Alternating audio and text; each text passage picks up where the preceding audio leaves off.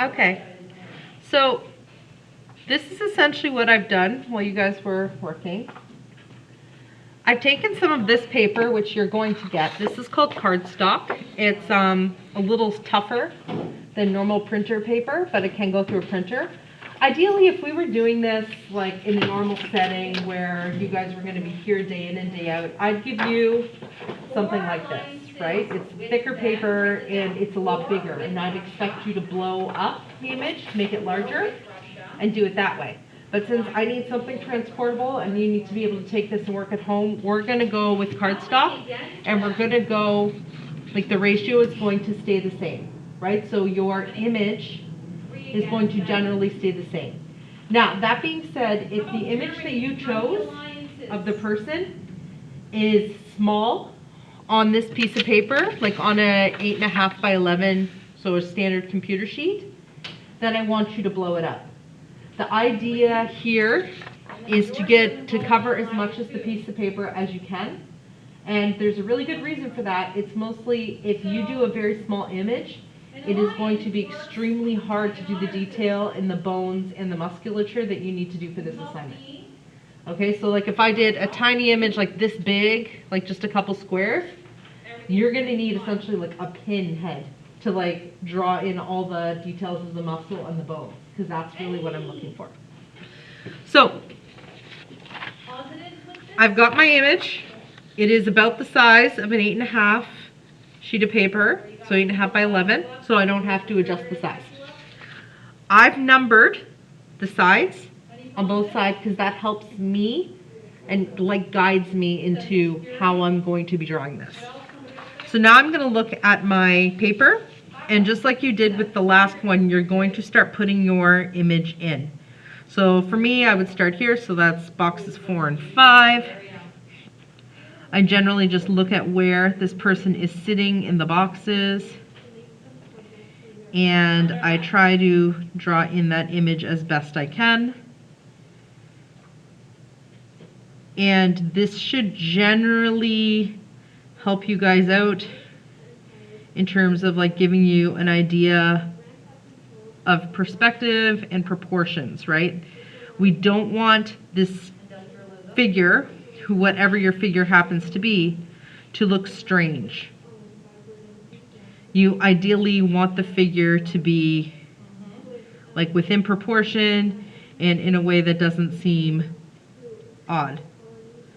Now I'm going to go back to the other drawing I was doing, just so you have the general idea. If you notice, I start with an outline. So because this is my one that I'm just doing right now,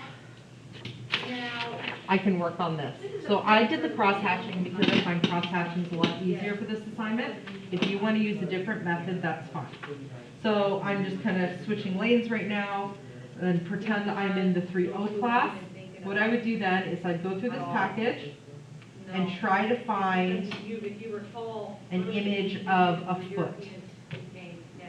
Okay, and there's a couple. So I'm going to look at this one.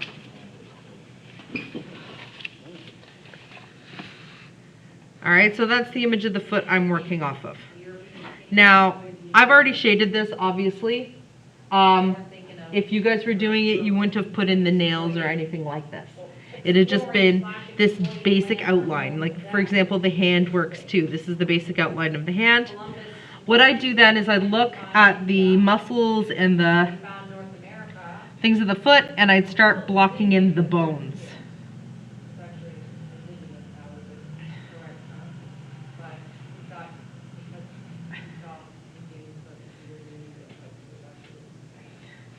Now, this takes, in a lot of cases, this takes a lot of attention to detail, but it also does take a little bit of creativity and imagination, because the images that you're looking at compared to the skeletons that you're going to be looking at, they're not the same, right? Like none of the skeletons are going to be in the position ideally that you're drawing in.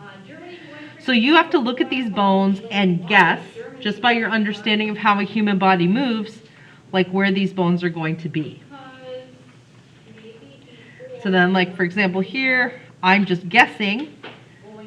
I'll put the bone out there. And then because I know how the bone is shaded, I can start shading the bone.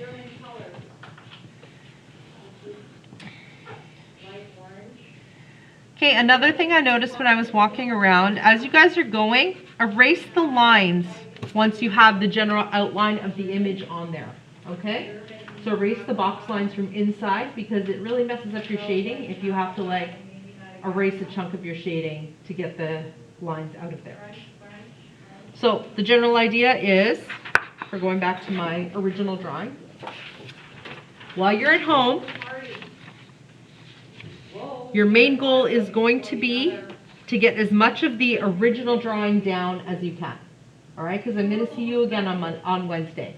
So while you're there, you want to get at the very least this outline down and start shading in the body. So the first step is an exact copy of the image that you have, except like obviously you drew it in pencil. It's mostly to get you understanding perspective and proportions. Then the next two copies when you come in, ideally will be the muscle and the bones. And those ones you're going to work on Thursday and Friday when you're not here with me. Okay? So everyone's kind of got that? Are there any questions about this at all? Is it pretty clear? All right. So we're going to pause there then.